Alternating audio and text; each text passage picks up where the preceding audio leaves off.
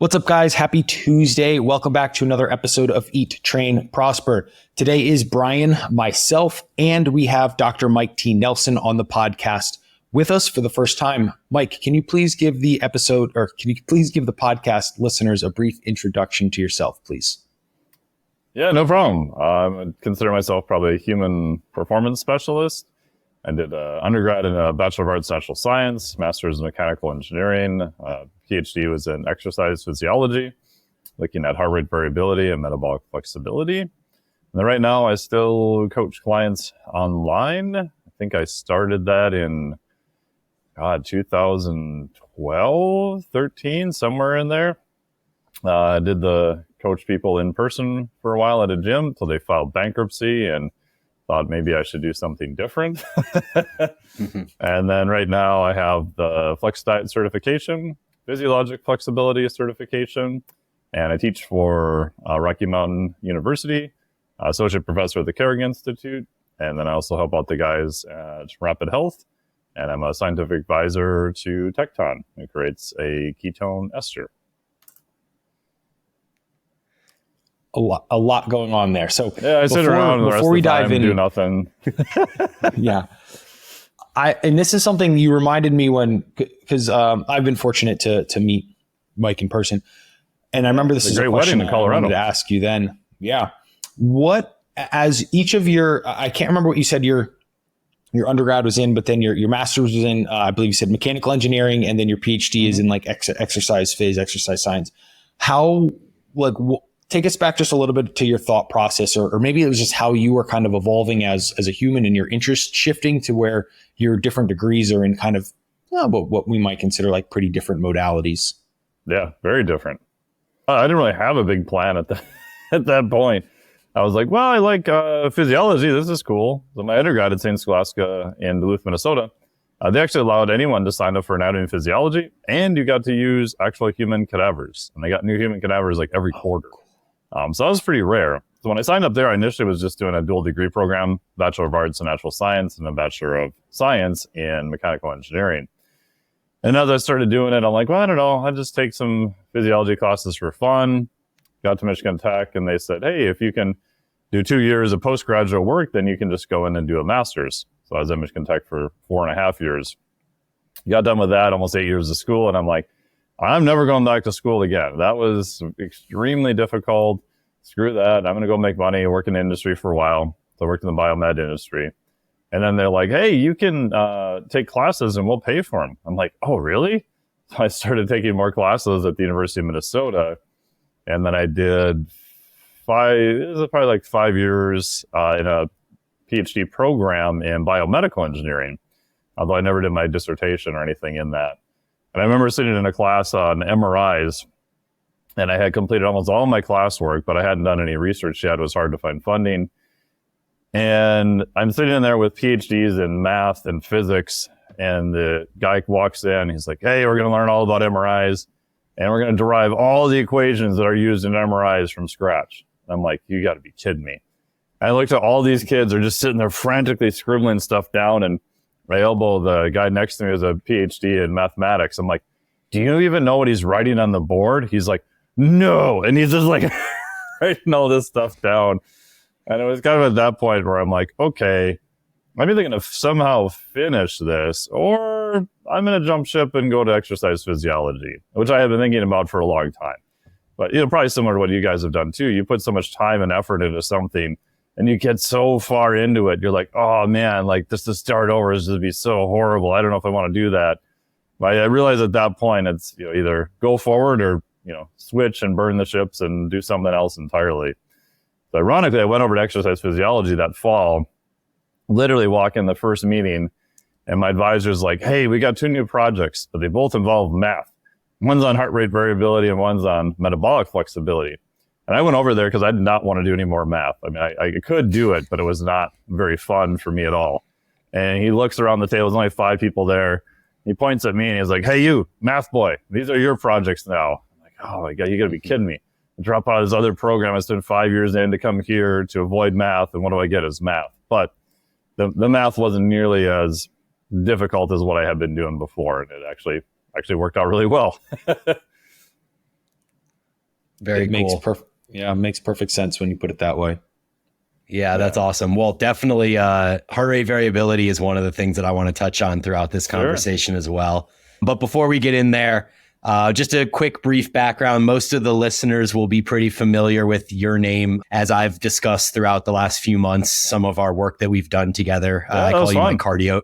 Yeah, it was great. I call you my cardio coach on the podcast. So that's how people know you. Than I thought names you would use after some of those sessions. Yeah. So one of the things we were working on really closely was VO2 Max. And it all kind of started, just to give everyone a brief background before, if they're new to the podcast or whatever.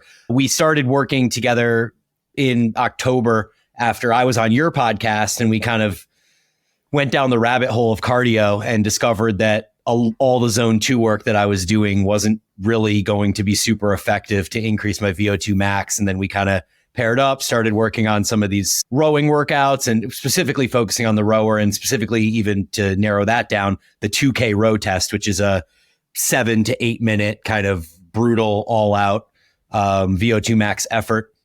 And so my first question for you is, we exist in this world of very specialized exercise coaches. It's very siloed into different expertise. Like, you have your physique coaches, and you have your strongman, and you have your powerlifting, and you have your CrossFit, and you have your endurance.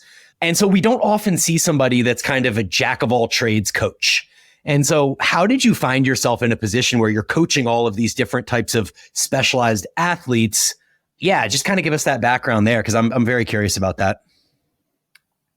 Yeah, I just sort of, like a lot of things, you just ran into it, because the newsletter I write, which I write for daily, I still write to mostly, gym bros in their 30s, 40s, 50s. But even now, it's a little bit less. But even now, 70% of my online clients are women, even though I write to dudes, which is weird, right? So all the marketing people would be like, what? That's stupid. You should try to write more specifically to women. But I just found that the women I work with, the female clients, liked a different approach and were looking for something different. And with the wide variety of clients I got into, it was just, I realized solving problems. And the clients I've always had, there's always something weird. There's like something missing, but no one's been able to figure it out. Whether it's a mechanics thing, whether it's a biochemical thing, or who knows. So fast forward over a long period of time, like similar to you guys, you get a client and you're like, oh, that sounds good. And then you get into it, you're like, oh crap, I didn't realize this was the issue. And the nice part about being me is I can literally call experts on the phone and be like, hey man, I got this client, like what's going on? Or, go back, read all the primary research. And so it just sort of evolved with that. And from a marketing standpoint, it makes, like, I've hired a high level marketing consultant before, and he just kind of shook his head at me most of the time. He's like, I don't know what you're doing. Makes no sense. Like, you need a niche. Like, you need to work with only these people and market this way. And I'm like, yeah, but I get kind of bored with that after a while too. And it's hard to quantify in your advertisement of, this person had, so a natural bodybuilder guy I worked with years ago had right shoulder pain, had MRIs, had everything completely clear, passed every physical. And I sent him a note, just half joking one day, that I got tired of him bitching on all these different boards back in the day about his right shoulder. And I said, just let me try some stuff. And long story short, he couldn't do left internal rotation with his left lower leg. The second we put his left lower leg in internal rotation, he could press with his right arm with no pain. He's like, what the hell is that? That's so weird. So he obviously signed up as a client. And so you just accumulate these sort of weird things, metabolic issues, all that stuff over time. And so for me, what I realized, it probably took me a long time to figure this out, is I just like high level problem solving, and I also realized that if I'm only doing nutrition or I'm only doing exercise, unless it's a very high level athlete where I can literally call their coach on a first name basis and be like, hey, here's what I'm thinking on this or that, I generally don't work with them, because it's a pain in the butt. Because it's always the thing you're not in control of that becomes your rate limiter. Someone's like, oh, I hired you for training for body comp. And then you realize their nutrition is a trash bin fire. Or the reverse, they hire you just for nutrition and their training is just a complete poo show. And I realized over time that I don't want those headaches. So I'm probably one of the weird people that does all their warm-ups, all their cool downs, all their, somewhat basic neurology stuff, the mechanics stuff, the nutrition, the sleep, the recovery. And doing it long enough, you'll kind of realize where your borders are and where you definitely need to refer out.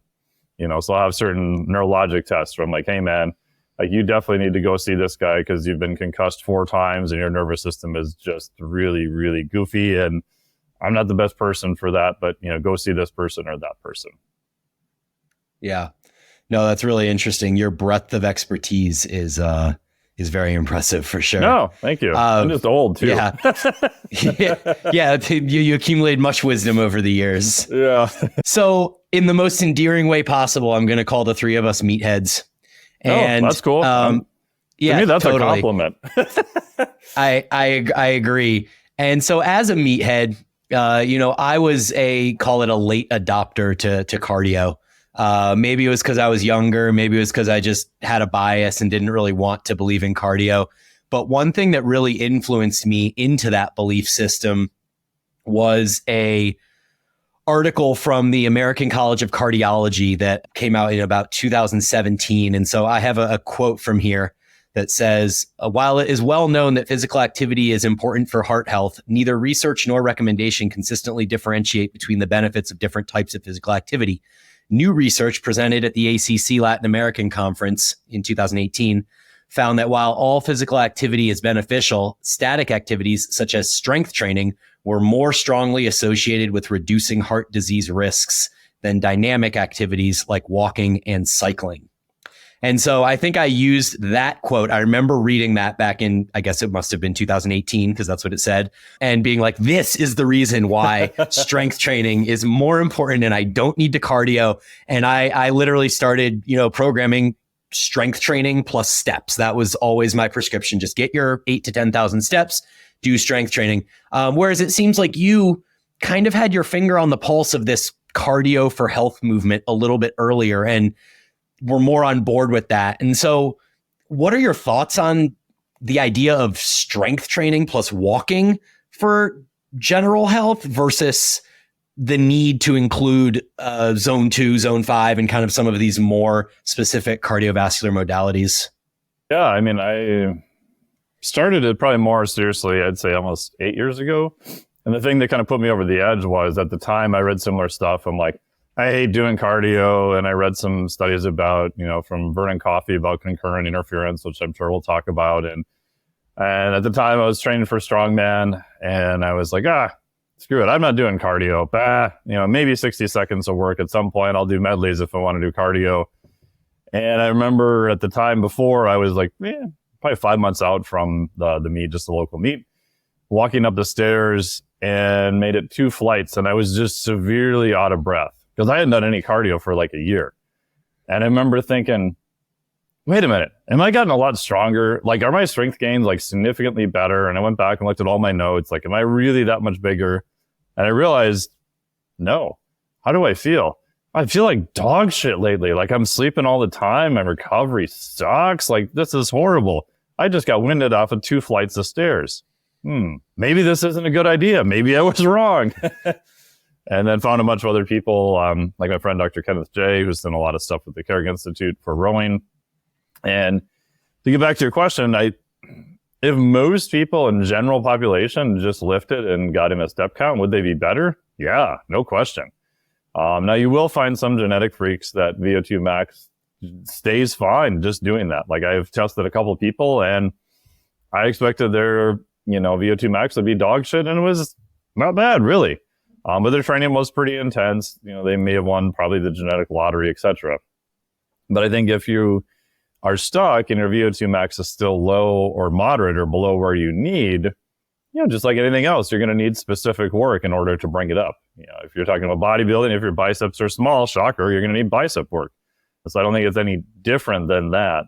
And I do think it's changed over time with health and with lifters, but it's not really that new. If you go back and look, like I do a lot of work with Cal Dietz, like, a lot of high level strength and conditioning coaches have kind of known this for a long time, and have always kind of, programmed it that way. I think the health benefits of it have been highlighted a lot more lately, which is also a really good thing. Yep. Aaron, anything to jump in on there? My only thing that I was going to add in there is it's when as you were saying that, my kind of thought process in as it was explained is it's like at like your gen pop person, probably, but for someone who's even going to entertain the idea of like actually doing like cardio as well, you feel like you're shifting the tides of who the population actually is, right? Because if someone's like, if you're like, hey, for health, you should probably like, lift and do cardio. If they're like, oh, okay, I'm going to be receptive to that, they're already like, an above average gen pop sort of person. Most people are going to be like, got it. And then it like out of their mind sort of thing. Yeah. There's a lot of lifters like that too. And, one of the things I do is I used to argue with people about stuff. And over time, I finally got wiser. And now I just show them data. And I used to argue with people about cardio because I went through the whole thing. I'm like, man, I know this is your rate limiter. Like, it's going to be amazing. And they're like, I just don't like doing it. It sucks. Like, I made it this far. I'm fine, bro. And I would spend weeks and months arguing with people.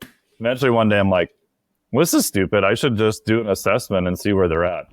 So I would do their assessment. I would give it to them either like in a population that's athletic or just against general population numbers. I'm like, hey, here's your VO2 max. You are at the bottom 20% for a general population.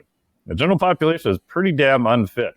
And that's all I would do. And I'd send them the graph or I'd talk to them in person. And that was it. I'd just shut up.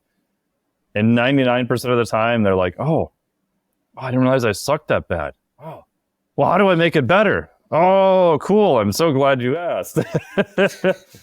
Instead of trying to argue with people all the time. Doesn't always work, but more often than not, if they're somewhat, like you said, competitive or they want to get better, then they realize, okay, yeah, okay, I'm on board now.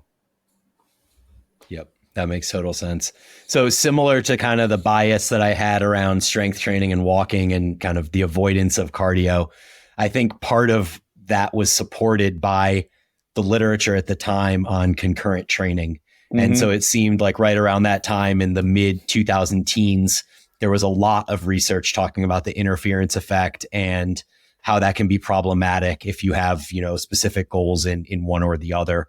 And so can you just briefly kind of take us through anything that you can reference from the literature or your own experience regarding concurrent training and how that has kind of progressed through over the last 5 to 10 years?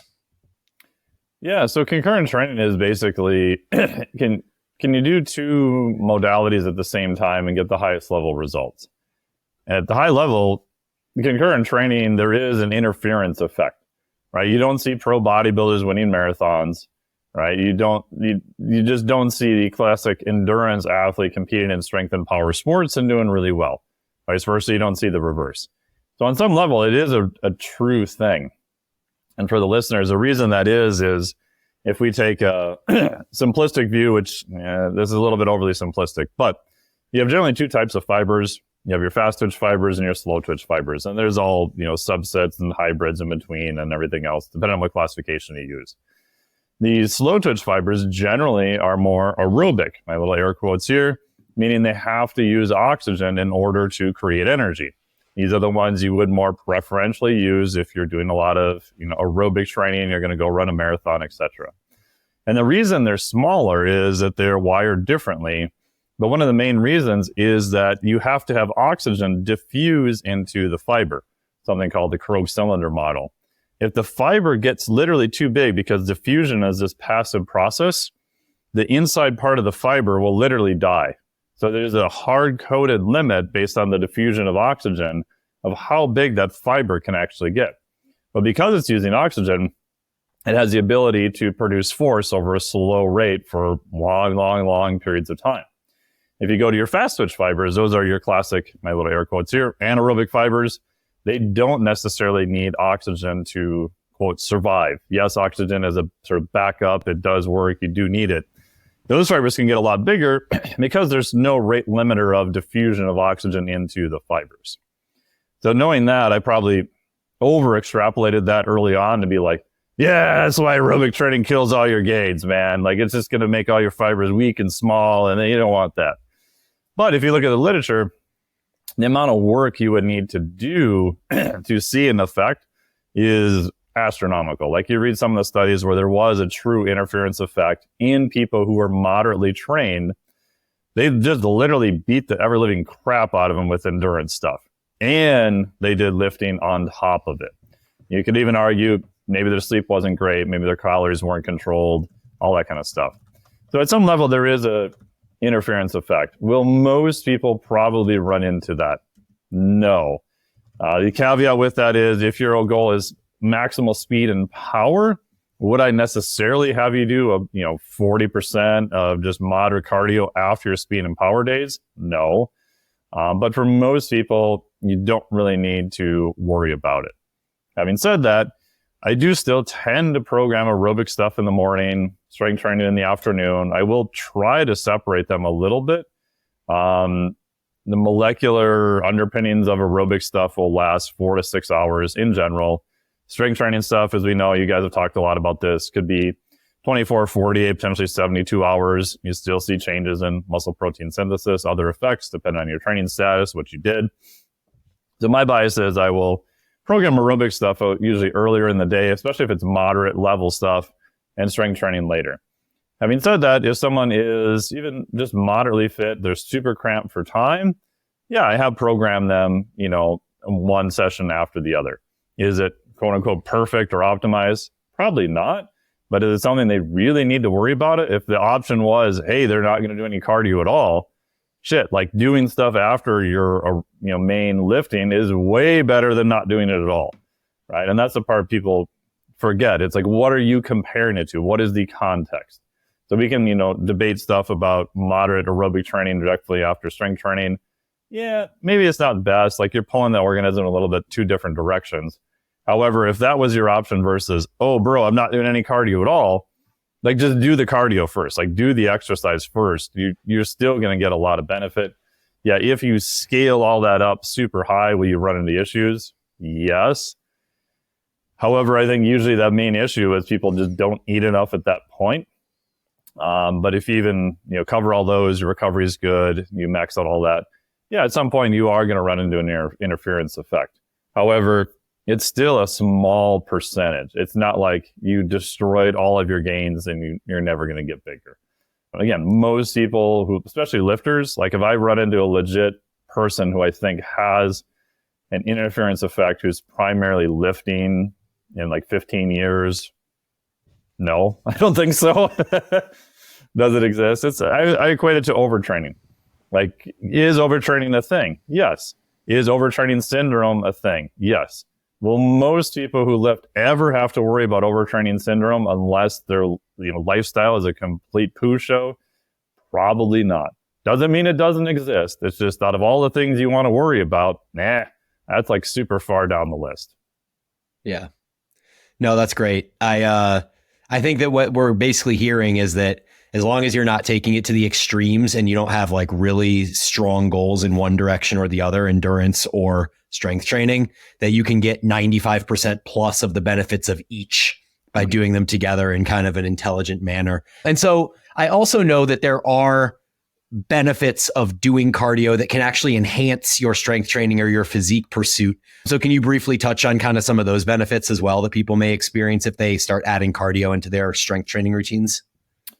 Yeah, and that's the main way I sell it to people, because a lot of the people I work with come in and they're like, hey, everything's going good, but I can only train like 3 days a week. I love training. I want to get better, and at some point we could argue about hypertrophy mechanisms and everything else. My bias is you just need to do more high quality work up to a point. Like, if you're only training 2 days a week or 3 days a week for 45 minutes and you're relatively in shape, you've been doing this for a while, you're not a newbie, I think if you could train 4 sessions, 5 sessions, as long as you can maintain that high quality work, you're going to get a better result. Is it going to be astronomically better? Yeah, you're definitely on that flattening part of the curve. And most of the time, I think they're limited by their aerobic ability.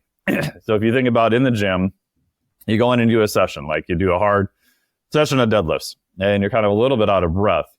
that recovery period is primarily an aerobic event. You're primarily using more fat for fuel. You're primarily trying to get oxygen into the fibers themselves. You're running your aerobic system to replenish the ATP, the energy that you spent doing that, air quotes, anaerobic event. There is no real true anaerobic or aerobic. It just makes for an easier explanation. And what I find with a lot of these people is if we have them rest just based on heart rate, which is an okay method, it might take them 3 to 5 minutes for their heart rate to get back down before they can do another set. So if we could reduce that to say 2 or 3 minutes or even a minute and a half, that's their aerobic system is primarily that limiter. So one, their density of what they can do for training usually goes up by quite a bit. So that also then saves them time. Like I've had clients where we equated out the amount of time they were spending before and after doing cardio. Like literally it came out to the same amount of time per week because we could push the density of their training better and they still were doing some aerobic stuff on the other days. And then if you extend that out to day-to-day recovery, what is one of the limiters of day-to-day recovery? Again, shocker, it's your aerobic system. Like we're just sitting, hanging out, having this discussion. It's primarily your aerobic system that's actually producing the ATP. The example I use for clients is, I sound old now because nobody remembers like the little 3-cylinder Yugo cars they had for a while. Maybe you guys do, maybe not. So I equate to them that, hey, if you're trying to drive around a little 3-cylinder Yugo all the time, yeah, you can redline it and get to the grocery store faster, but the cost to do that is going to be pretty high. If you've got a fancy, Lamborghini, it's a V10, V12, whatever, yeah, you can get to the store really fast, but the cost that exerted upon that engine is very minimal. Why? Because you have a massive engine. So you are literally walking around like sub-max of everything else. Another test is like the NFL combine test. So do 225, bench press as many reps as you can. If your max 1RM for bench press is 245 versus Bob, who's like 405, I would put my money on Bob like all day, right? Because 225, if your max is 405, is way sub-max than if your max is 245. So if your VO2 max, you're walking around as 25, like everything you're doing is a much higher percentage of that. So your background stress that's taken away from your ability to recover is higher. If your VO2 max is 50, now it's way sub-max. Like doing everything else, it's much easier for your body to recover. Last part is most people generally report that their energy feels a lot better. And if we look at their heart rate variability, we look at other markers of stress, they can handle a lot more insults in different areas and get back to baseline faster, or their recovery is a lot better. So usually when people talk about recovery, they talk about great things with nutrition and sleep and stress reduction and maybe cold baths and sauna and everything else, which is cool. But I think the big limiter they miss is, again, if your VO2 max is 25, like a field mouse, to me, though, a lot of those things are just like icing on the cake. Like you just need to build a bigger engine first. Yeah, do all those other things. It's helpful, but that by far and away, a lot of times is your rate limiter. Once you get that up, then everything else is more sub-max. Just like lifting. At some point, even if hypertrophy is your only goal, like, again, a lot of the natural guys I know, they're all pretty damn strong. Like, are they as strong as, power lifters? No. But compared to most people, they're pretty strong. So at some point, getting stronger will allow you to do more reps at a higher weight, which again will allow you to stay in more of that hypertrophy specific zone, which is a massive zone at this point. But yeah. So it sounds like with better cardiovascular conditioning or aerobic fitness, you're kind of walking around day to day with a more parasympathetic state, which allows your body to facilitate recovery and adaptation in a more streamlined manner than it would if you're not as aerobically fit. Yep. And the last part, which the literature goes back and forth on this, but I think it probably is a real event. There is some benefit to capitalization. So just changing the architecture of the muscle to get more blood flow to it. If you look at a lot of the old school, like Russian stuff on recovery, pretty much all of it is blood flow based. Like, what are you doing? Contrast therapy, sauna, walking, moving, Normatec boots, whatever. Almost all of it is just based on getting more blood flow to the muscle. So if you can have more blood flow there, you can literally create more vessels and structure to the muscle. I think that's going to be a benefit. Like, when does that happen? How often does it happen? I don't know. Literature is all up in the air. But I have seen when people start doing aerobic stuff, this big inflection point at about 6 to 8 weeks. Like you won't see a lot of movement, like, yeah. And then like around the week 7, they're like, man, I don't know, I just feel better. Like everything's moving better. Like there just seems to be this weird uptick. And I can't find the study, which, I could have completely made it up, that there was some old Russian research that showed that the blood vessels grow from opposite ends. And that around the 6 to 7 week mark, they sort of meet up. And then you have this increased exponential in blood flow. Again, I can't find that study. I could have completely made the entire thing up. It's been bugging the crap out of me. So if anyone finds that study, please send it to me. But it kind of makes sense, at least with mechanistically, what we see at that point. It's sometimes hard to get people to that. Because they're like, hey, man, I'm doing all this work and I don't know, I just don't feel that much better. But it's like anything else, like hypertrophy. Like nobody, even people have been training for a while. You don't go to the gym and start doing more bicep curls and go like, hey, week 3, my biceps an inch up. It just, physiology doesn't move that fast. Yeah. Cool. Aaron, anything before I shift the conversation here to VO2 Max stuff? No, I think for the listener out there and for myself as well, that was a very, very profound kind of segment that I hope people don't kind of like skip over. The fact that like as your VO2 max is higher, like everything else you do is then less taxing on your body. And what I think is really funny, Mike, is you use that example of like the 3-cylinder car, going to the grocery store versus a Lamborghini. Back in like the, literally dead smack in COVID, where all the like rental cars were places were out of cars and stuff. I ended up with a literally a 3-cylinder. I don't even remember what it was. It was like a go-kart size car, and we were living in Salt Lake City at the time. Roller skate with driven by a squirrel. Oh my God, it was so small. And we took it up into the mountains because we'd go up into the mountains hiking. And because the engine was like so small and we were like up in the mountains, I literally had to like redline it to get up the road. And I burned an entire tank of gas just going from like literally 20 minutes to the top of the mountain. And then I was panicked because I thought I was going to run out of gas because the gas light was on. I had to coast all the way back down. But it was such a perfect example. Like because the car's capability was so low, I had to push it so hard. I literally smoked an entire tank of gas just driving up the mountain. Yeah, we had a similar situation. Very good analogy. My buddy Dr. Ben House's place at Flow Retreat Center in Costa Rica, where we put 5 rather large mammals in this small vehicle. And this was before he had his place there. So it was a different place. Same thing, all the way at the top of this, big mountain. And so I'm driving and they're like, "Why are you going so slow?" And we're doing like 25 miles an hour. I'm like, I have this thing floored. And it's like, Wah! It's like, That's awesome. Okay, cool. So jumping into a quick section here on VO2 Max and the training around VO2 Max. So I assume you're familiar with Steven Seiler and some of his research. A little bit, yeah. This guy out of Norway. Yeah. So I've followed a lot of his work. Oh, cool. He's done a lot of work comparing 4-minute intervals to 8-minute intervals to 16-minute intervals. He has a few studies that actually do this. And so there was one here, Adaptations to Aerobic Interval Training, Interactive Effects of Exercise Intensity and Total Work Duration.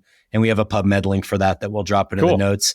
The conclusion of the paper basically stated that the 4x8 intervals were more effective than the 4x16 or the 4x4s, which I think is in contrast to what most people think of as the 4x4 as like the premier interval to be used for increasing VO2 max.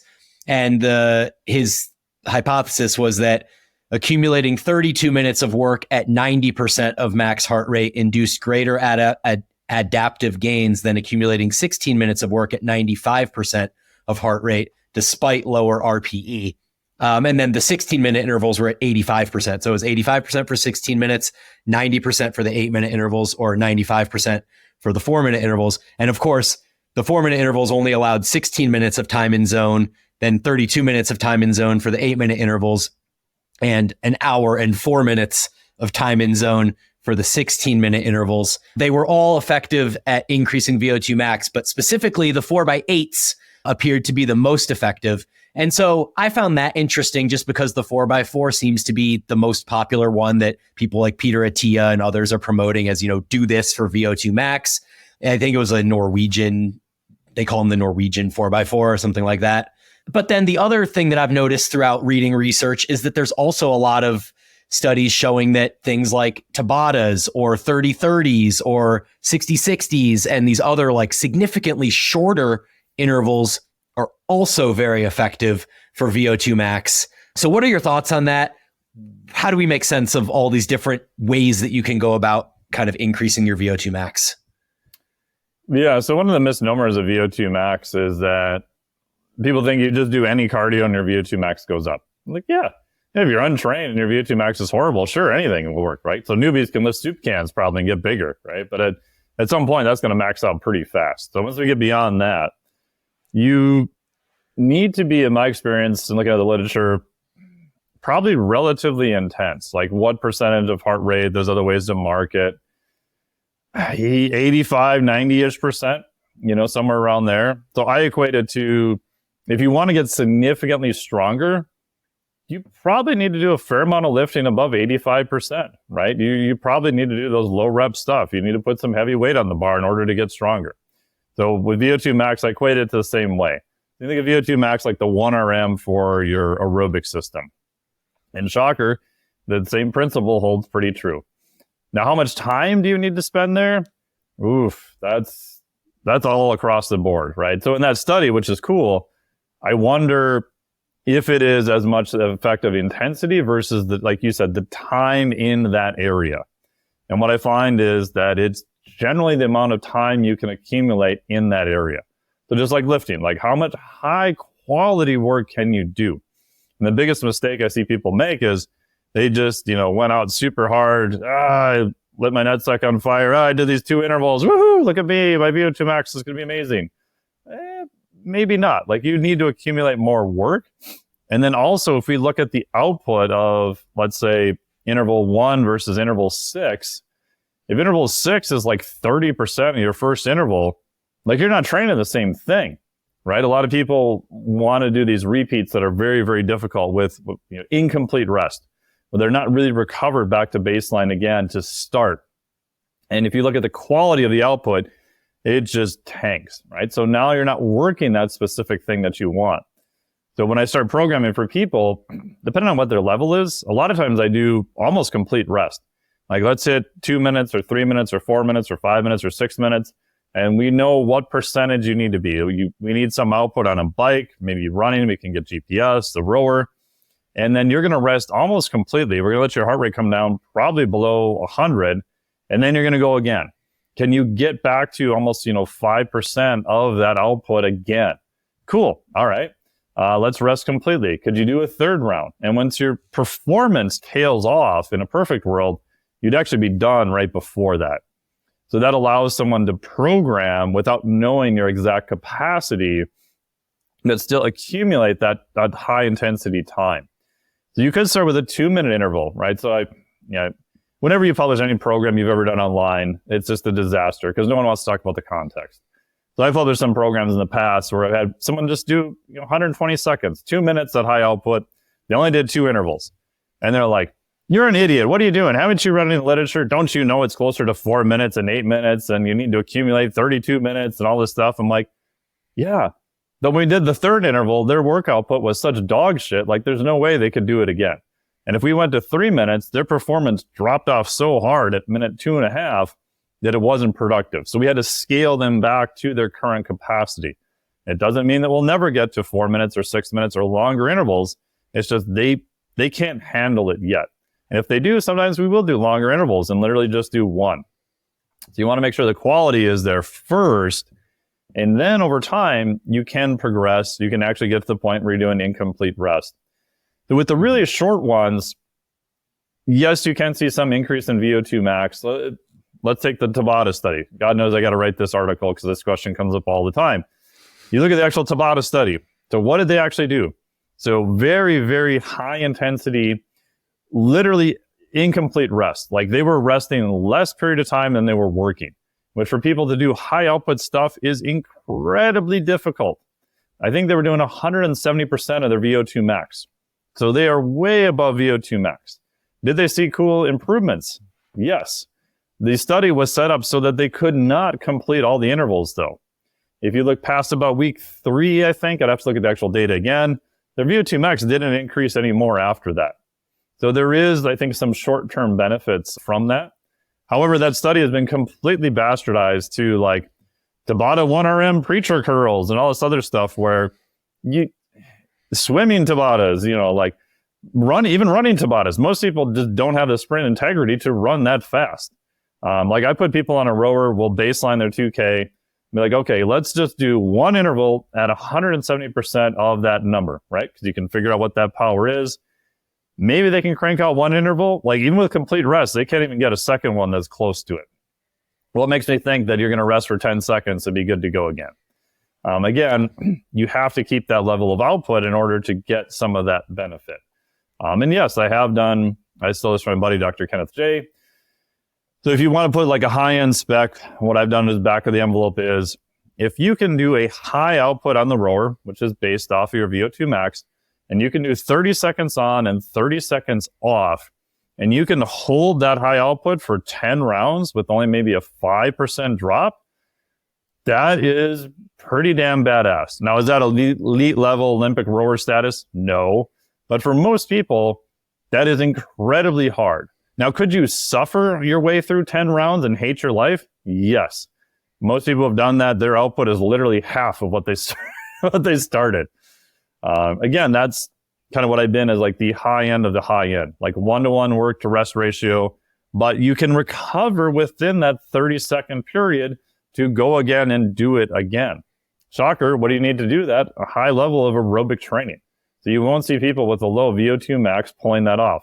If they do, their output is, like 85 watts or something that's just like, who cares, right? So again, I remember having this talk with Cal Dietz years ago. I was helping him write up the Triphasic 2 book, which we're still working on. Story for another day. In his office, he's writing all this stuff on the board for like 45 minutes. At the end of it, I'm like thinking, how the hell am I going to write an article about this? Like, there's no one, this is an article. And I looked at him and I'm like, okay, so you're saying do the highest quality work first and then repeat that. He kind of looks at me and he's like, yeah, that sounds right. And that's the part people miss. You need to know. That's why I love using the rower. You automatically know your output of everything that you do. And some days, if it's not there, maybe you go another round, it's still not there. Cool. I don't care what it's programmed. Just shut it down and go home. Like you're just digging a bigger hole for not a specific adaptation at that point. If it's like training, like how many people do junk reps in the gym? We could have an argument about what that is. At some point, the volume you're doing is just not helping you reach your goal, and you're just digging a bigger hole at that point. Yeah. It sounds like if you're doing like 30-30s or 60-60s or something like that, you really just need to pace them out so that your first interval is about the same output as your 10th or your 12th or your 20th or whatever it is. And so it might feel easier and you'll see that trend line kind of increase in RPE across the workout, but you're not necessarily having higher output as far as watts go or like, So one of the cool things that you did with me on the rower, and I assume this could be extrapolated out across different cardio modalities too, is and I'm going to say this wrong, Mjolnir Intervals. Yeah, it's Thor's hammer. Okay. Well, those were incredibly awful. And they played on this short rest. Yeah. They played on this short rest sequence. So basically for the listeners, we went 30 seconds hard, 30 seconds rest, 60 seconds less hard, but still hard, 30 seconds rest. Then it was like a minute or a minute and a half, and then 30 seconds rest. And then it was like 2 minutes and then 30 seconds rest. And then maybe it was like 2.5 or 3 minutes. And then you'd rest 5 minutes or something like that. But basically only 30 seconds rest between these intervals where the effort starts at 170% of VO2 max. And by the end, you're at 75% of VO2 max for the 2 or 3 minutes or whatever it is. But because these rest periods are so short, even the 75% max of VO2 max interval was still super challenging because you're already fatigued going into it. So I thought that was just super cool. I mean, it was miserable by all accounts, like one of the worst things that I've done, especially when you increased it to 4 rounds. So it took me like just under an hour to do that. But yeah, where did those intervals come from and why are they so effective? Yeah, so that's all. I blatantly stole that from my buddy, Dr. Kenneth J. He's got a great book called The Cardio Code, so look up his stuff. He's the one who got me into rowing via the Carrick Institute. And I never used a rower much before. I had played around with it, and I was like, But I realized with lifters, it's great because you get output, and it's full body. You can do everything from power to aerobic stuff on it. It's easy to get data, and it's no impact. And most people can figure out how to row. Like, are they going to be elite level rower in 2 sessions? No. But they'll be effective enough that they're not going to really hurt themselves or damage themselves, So it's the curve to learn how to do it isn't super high. So I think that was adapted from some Scandinavian research that looked at, there's something called, you can do a bioenergetic profile. I'm blanking on who the researcher is. I'll think of it. And you just have people do like a very short 100 meter. The next day we did this with you, right? So you do 30-second wind gate, 60-second wind gate, 180-second wind gate, which is a 3 minutes hard as you can, which is miserable.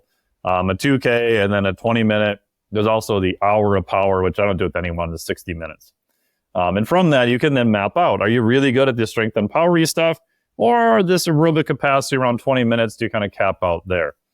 And what he's saying is that with that specific program, anywhere from a 500 meter to a 5K, like most people will improve.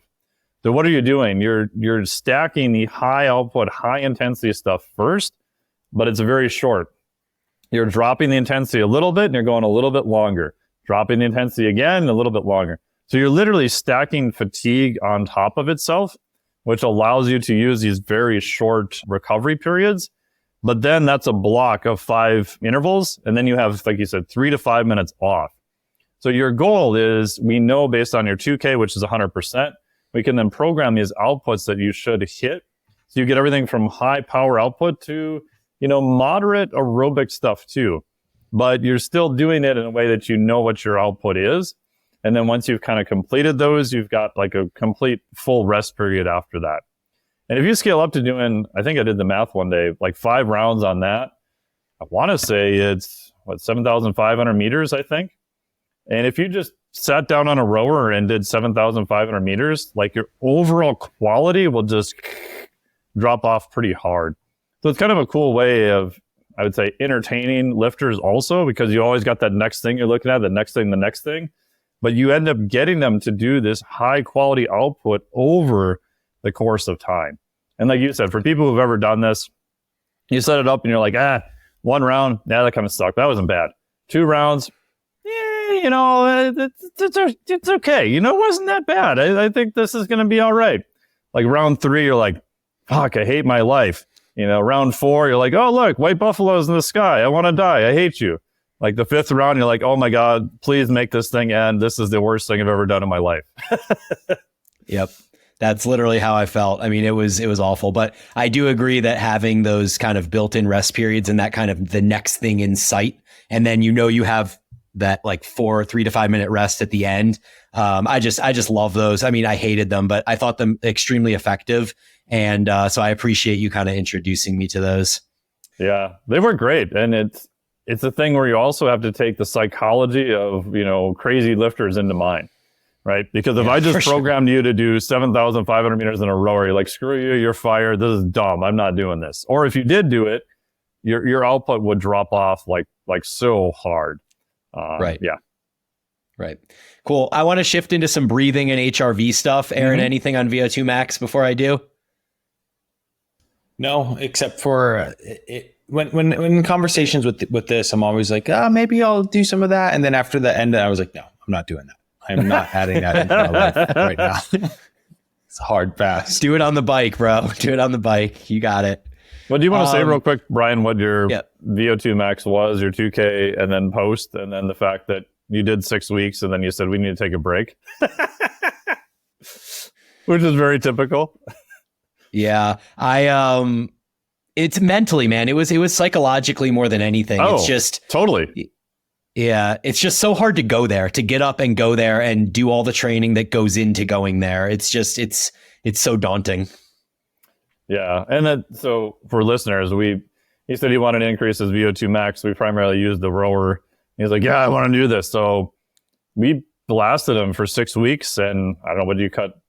15 seconds or something off your 2K, I think. Is that right? Yeah, well, it was 25 seconds from the very beginning to the end. But from when we actually started, it was 11 seconds. But those were big 11 seconds. It went from 7:14 to 7:03. Yeah, and that's a huge difference from 7:14 to 7:03. And then also for the listeners, shocker, that once we hit the goal, it's like, oh my God, I can't handle that anymore. I'm going to go do something else on my own, right? Which same thing with lifting. Like if you've got a big goal you want to hit, like, I'd much rather people take a 6 to 8 week period and just do the best you can and see how close you can get. And cool, you got close to the goal. We made the goal. Great. You want to shift gears and do something else?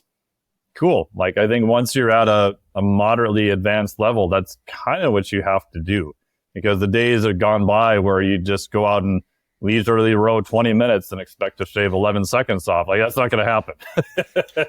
Right. No, 100%. Yeah. It's very all consuming.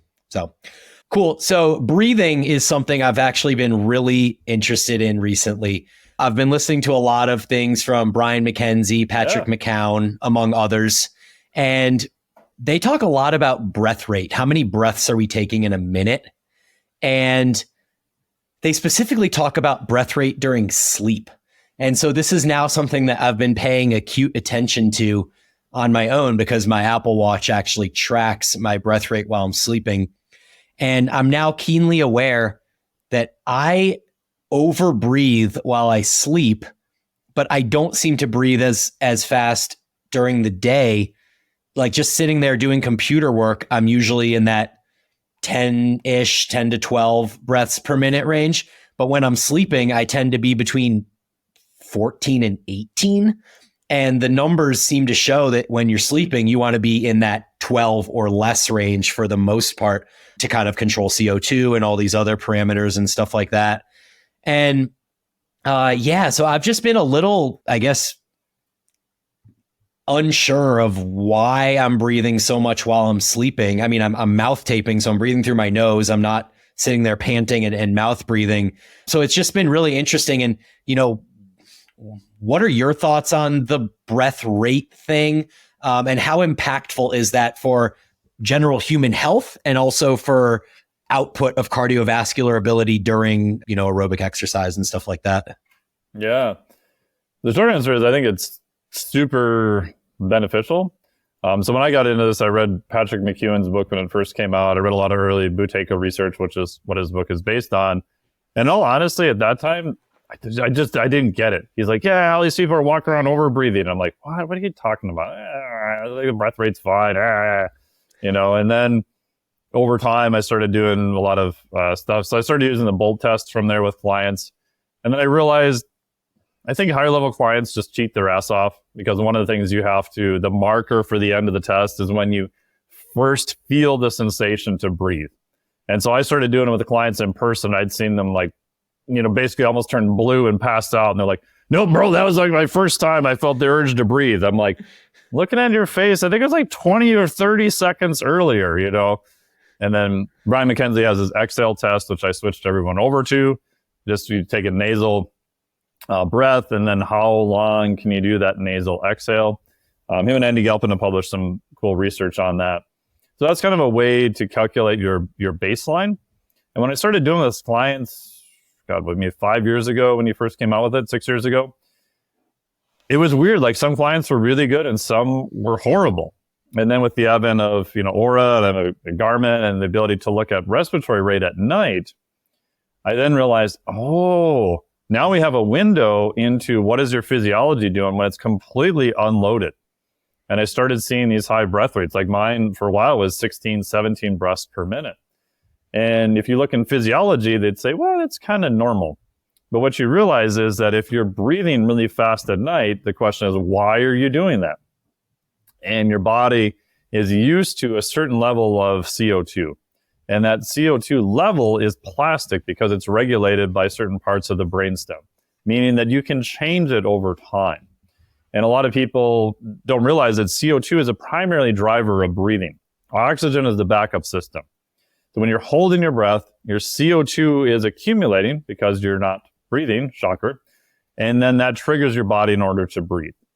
At night, you're breathing too fast, meaning your body is trying to regulate this level of CO2, but it's kind of at the wrong setting. It'd be like setting the thermostat in your house to the wrong setting. So you're optimizing and you're trying to move around this set point. And when I started looking at it closer, like people who had a lot of reported ADHD, like, oh, look, squirrel. Like people who were just, completely on the sympathetic side. We look at resting heart rate. We look at their HRV. Most of the time, but not all the time, the respiratory rate would be super high. Then we're talking to Andy about this too. And the thing that it finally made sense to me was the ability to look at it at night in a measurement where they're unloaded. And so they're not having any conscious control over it and they're not cheating. So we can look at this data and see where they're at. So if they are overbreathing, what you want to do then is you want to change that setting of their CO2. And what I've realized is the best for this, again, this is from Brian McKenzie's stuff, Emily Hightower, Andy Gelpin, all these guys. Some breath control on walking or moderate aerobic stuff will make a huge difference.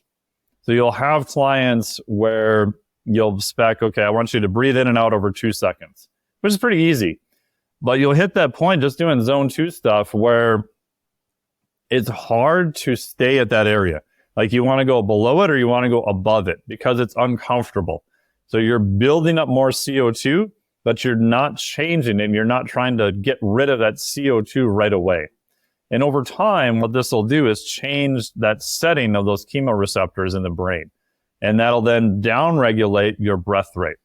And when that happens, people then report, oh yeah, my sleep is better. Like I don't feel as ADD. Like squirrels, like, whatever. It doesn't matter as much. And so I think those people who are on that sympathetic side, the first thing I'll look at is what is your aerobic development, VO2 max, what's your resting heart rate, what's your HRV, and then I'll look at what is your respiratory rate at night. Because those things will tell me what areas we need to target. If your VO2 max is dog crap, any benefit in that is going to be a huge improvement. If your resting heart rate is too high, yeah, VO2 max probably again.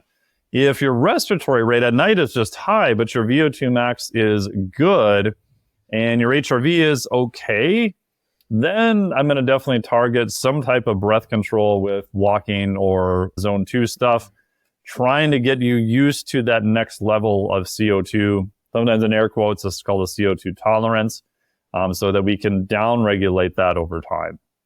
Mm. Yeah, that's really interesting because I actually fall into that category of somebody that has an extremely low resting heart rate, like in the low 40s.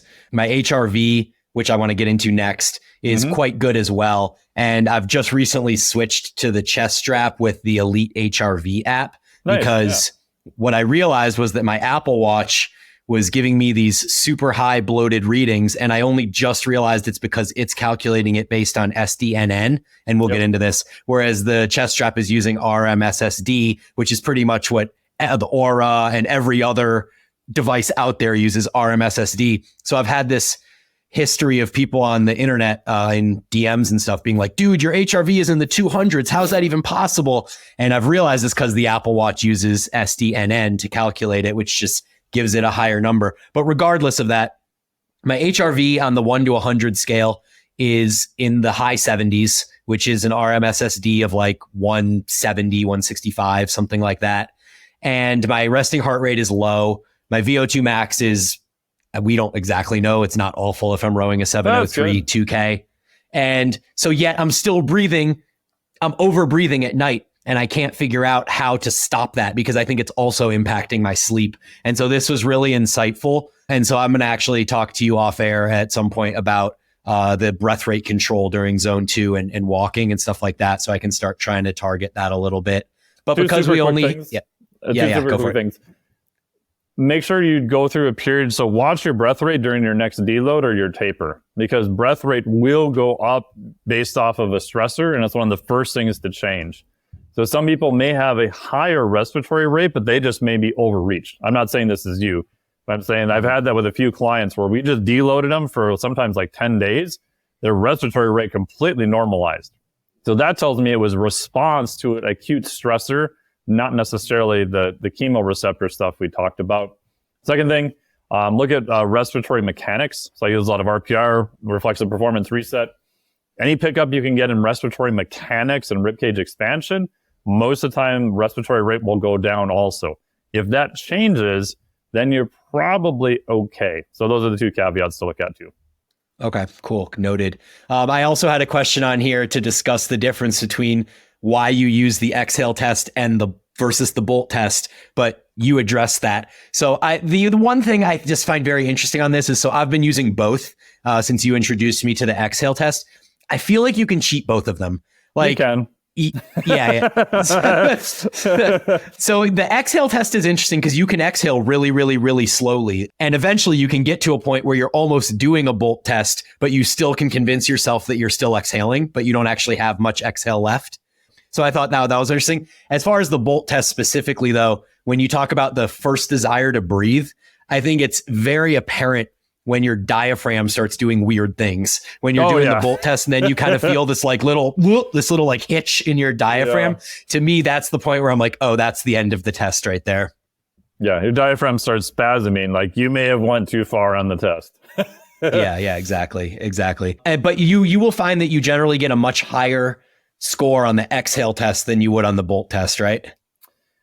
Yeah, they're different scales and they're just different things. The exhale test, you're looking at more of that eccentric control of the diaphragm. So you're trying to get at some of the chemoreceptive stuff, but also some of the mechanics type stuff too. And, I've done in-person stuff, hands-on work on people, and their exhale test sometimes has gone up by 15 or 20 seconds, just getting better mechanics too. So they're all tied to each other.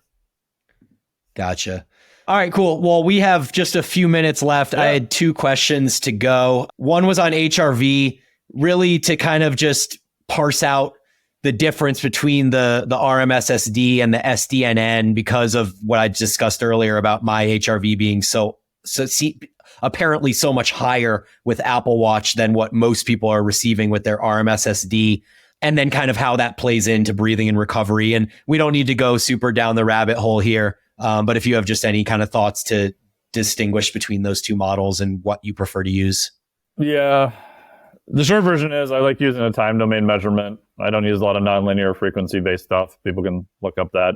A great article called Everything Hurts by James Heathers that covers all that in excruciatingly detail. Most people need to double check what HRV method the watch or whatever thing they're using, because everybody wants to go now to a proprietary method or a different method. And most of the time, you can't compare one device to the other. Also, devices that accumulate over sleep, they work, but if you've got a low resting heart rate like you do, you may not see that HRV change all that much. There's something called parasympathetic saturation, and then that tends to be a more lagging indicator. So if somebody really wants to dial in heart rate variability and they want to use it to change daily training, I use the iFleet strap is what I use in the morning. Just put that on, do a measurement, or some type of dedicated measurement done first thing in the morning. That's going to be a lot more representative, and it is still affected by sleep because sleep loss is a stressor, but it doesn't mess up the data accumulation at night.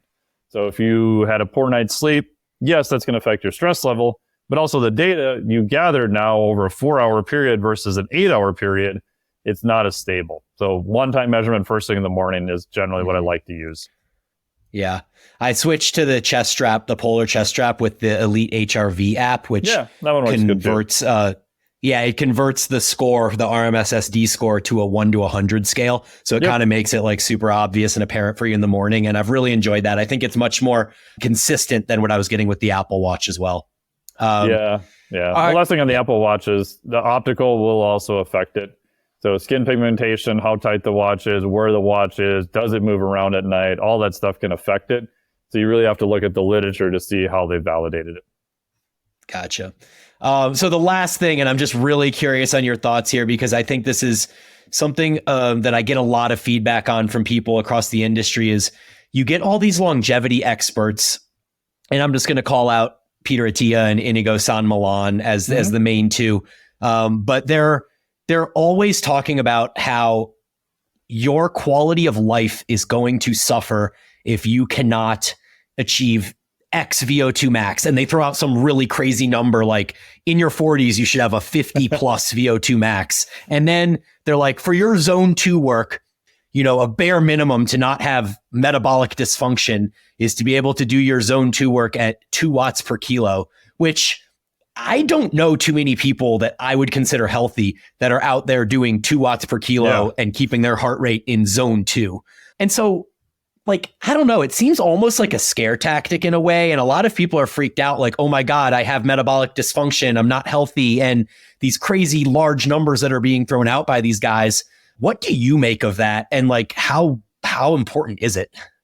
To me, the best way I found to simplify it is like, just go off your VO2 max. Like, I don't really give two hoots as much about your zone 2 stuff. If your VO2 max is 30, you got work to do.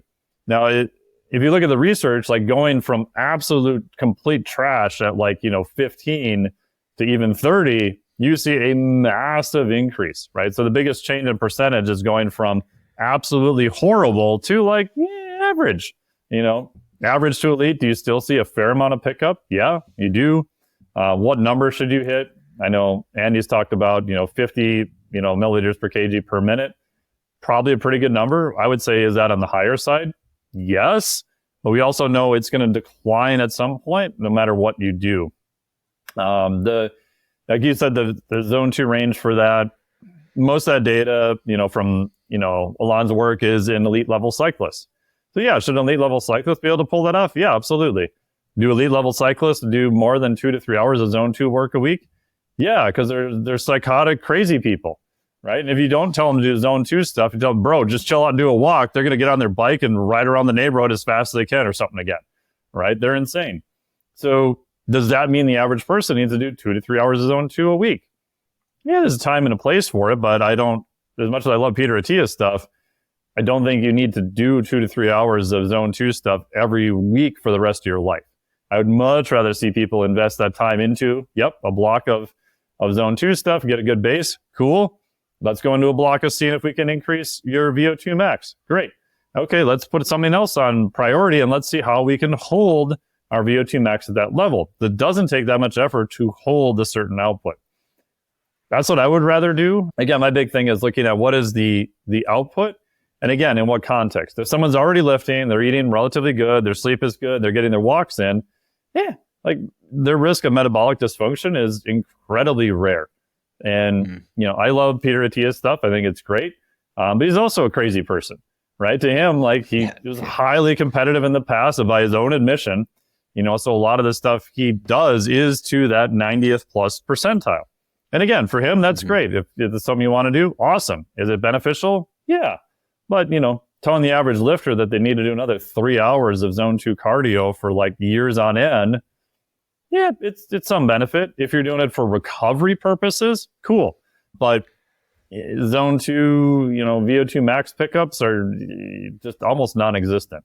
Again, as a good base, I've had people do zone 2, absolutely.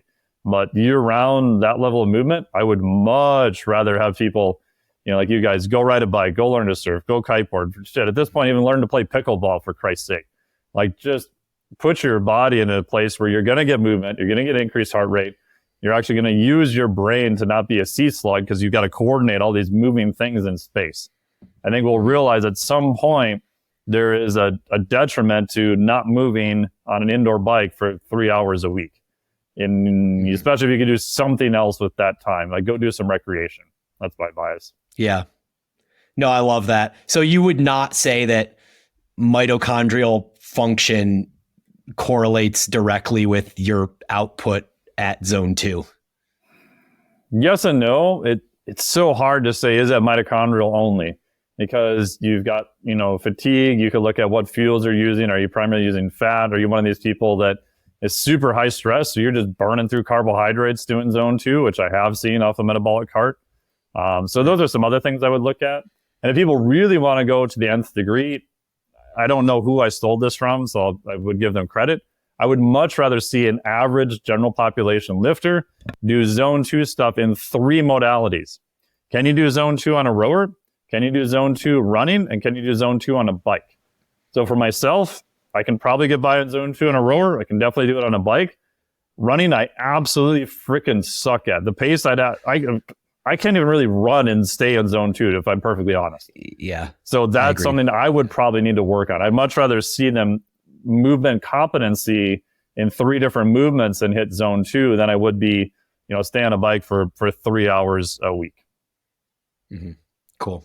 Yeah, that's great. I appreciate that, Mike. That is all the time we have. You've answered all of my questions. I really appreciate you giving us your time. Yeah. Really appreciate it. Yeah. Can you let us know, where everyone can find you, all that good stuff? And then Aaron, any thoughts to wrap up? Yeah, best place is the website, which is miketnelson.com. Probably 90% of the content I do goes out over the newsletter. So you can just go on there, sign up to the newsletter, tell me you heard me on this show, and I'll send you a cool free gift. But that's probably the best place. miketnelson.com and then newsletter. Awesome. Wonderful. Yeah, we'll have all that stuff linked up in the show notes below. This was very, very cool episode for me I effectively was almost like a listener on this episode, and it was pretty cool just to learn some new things. I have some thoughts swirling around in my head. It might turn into, I get like halfway through one session and I'm like, what the fuck was I thinking? I cannot do this, but we'll see. Well, keep us updated on the podcast in future episodes, Traeger. Yeah. Yep. Yeah, for sure. Thanks for joining us, Mike. Yeah, thank you guys. I appreciate it. I appreciate all the great questions.